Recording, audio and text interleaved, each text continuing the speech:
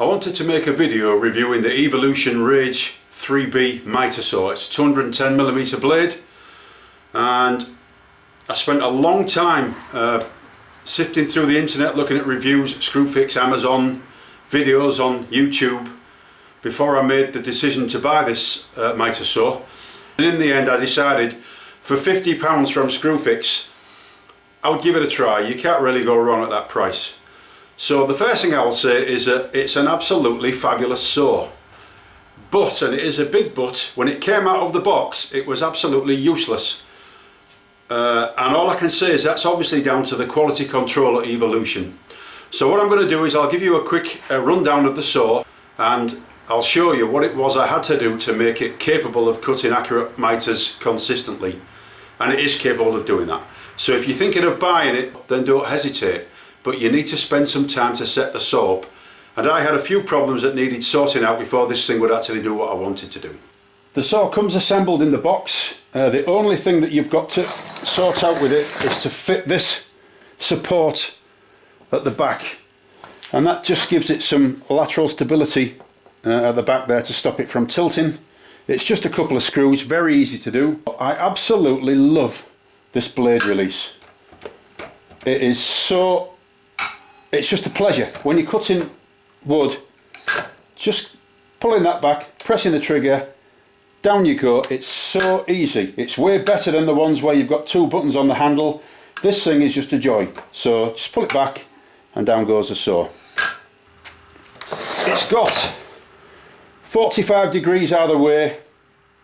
You can actually tilt the unit backwards and forwards for compound mitres.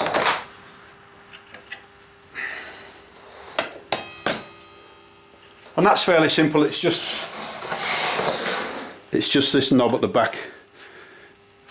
You just slacken it off and tilt it to whatever angle you want. I don't think I'll ever use that feature on it. I never bought it for that, but if you wanted to do compound mitres, or if you wanted to mitre a piece of skirting or something, you could tilt it over to 45 degrees and cut the mitre.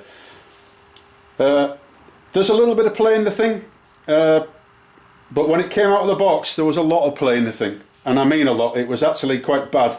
I took it out the box and the first cut I made with it was way out. It was way out. So when it comes out of the box you've got to just check it over, and then you've got to set the thing up. What I will do is I'll demonstrate how quiet the thing is, because it's not very quiet, but it is considerably quieter than the one that I had before.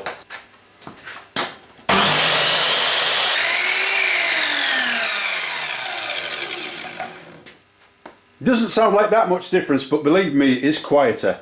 And the thing about this one is it doesn't terrify me every time I press a button. This thing here, really, I don't like it at all. It's really quite a violent start on the motor, and it's fine, don't get me wrong, but I just don't like using it, whereas this thing is a pleasure to use.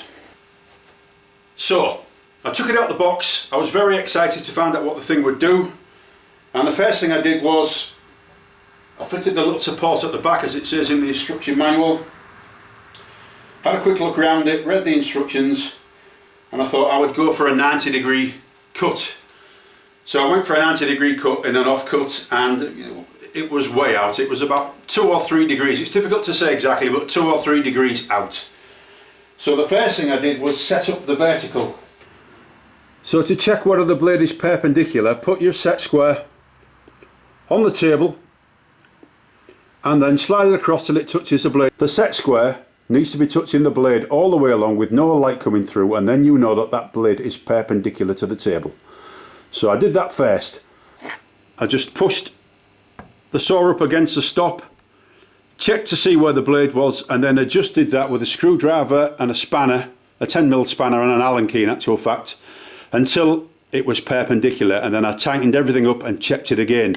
One thing I did notice was that there was an awful lot, and I mean an awful lot of play on this. Now you can see it's moving now, but I'm actually having to put some force against that to move it, and I'm happy with it now. It actually cuts really well, so that's not an issue as far as I'm concerned.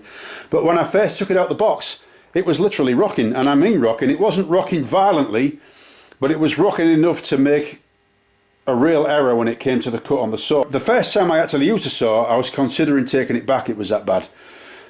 but I just thought I would have a look at it, and it literally was just two things that needed sorting out in order to stop that issue. And the first one was, if I spin the sword round, this nut was loose.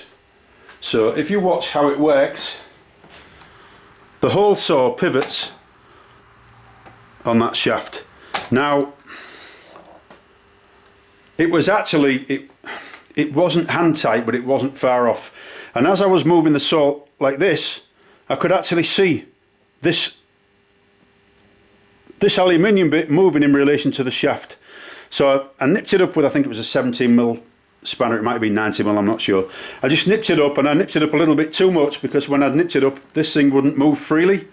So all I did was back it off a fraction, and this is where it's ended up now, which is fine. So that needed tightening up a bit, and that was literally, you know, a minute to sort that problem out. And then I tried it again, and it was still moving. And the reason it was moving was down to these four studs at the bottom. There's two on either side. Now, one of them was hand tight, and I mean hand tight because it was ridiculously slack. The other three were slack. They weren't hand tight, but they weren't tight. Now, to me, that is just purely a quality control issue. And all I did was, I think it was a 5mm Allen key. I got a 5mm Allen key, or whatever size it was, and just tightened up those four studs, and that solved the problem instantly. So I went from actually thinking that the saw was a load of rubbish to thinking, well, actually, you know, it might be okay. We'll see how it cuts mitres. And literally, for this, that took me, I don't know, it took me about 10 minutes to work out what the main problem was with the accuracy of the saw. Now, as I say, you can still see, let me just zoom back. You can still see there's some movement on it, but it's not flopping around, and it literally, when I say flopping around, that's an exaggeration, but it was moving easily around. It was moving, it was too free. There was definitely something wrong with it, and tightening up four studs and that nut there was all it took to sort that problem out. Now, one of the issues with this saw for me is there's no knob or lever on there to pull the thing round to the angle that you want. And that, to me, is going to lead to inaccuracies over time, because you're actually using the saw where you've already got issues with movement to set the angle. I would rather have a lever or a knob on there so that you can move the saw around without touching the unit itself, because I just think that over time will lead to inaccuracies. You can always sort that out though, but it will lead to inaccuracies, that, because it's quite stiff. I saw another guy on a video adjusting it by turning this, and you can, but believe me, that's not easy. It's not easy at all, and it doesn't feel right when you're doing that. So you're going to end up, if you buy this saw, you're going to end up doing it the way I do, and that's actually using the handle of the saw to set the angle. I cut a 45-degree angle, and I reckon that was 2 or 3 degrees out. It's difficult to say exactly, but 2 or 3 degrees. So the next thing I had to do was actually set the mitre. In order to set the cutting angle, or the mitre, you have to adjust this set screw there, which is between the lever and this little threaded screw which adjusts the top fence. I've not used that yet, but that's what it does. So, and you can just see, if I put the camera down there, that that's elongated, so you can slide it backwards and forwards. And then if I go on the other side, you've got the same setup there. Now all you do is slacken those off, but leave them tight enough so that you can move the fence without it moving when you let go of it, and then keep cutting offcuts until you get the angle exact. And that took me about 5 minutes. I actually did it at 45 degrees because I had 96 45-degree cuts to make with the project I was doing. So I was very interested in getting accurate mitres at 45 degrees. Once I'd finished doing that, I was ready to go. So I actually cut all the mitres, and I was overjoyed with the results. It's not perfect, don't get me wrong, but the mitre angles and the 45-degree angles that I ended up with were way better than on the more expensive chop saw that I've got. Now, in all fairness, I don't think I spent as much time setting that chop saw up as I did this one.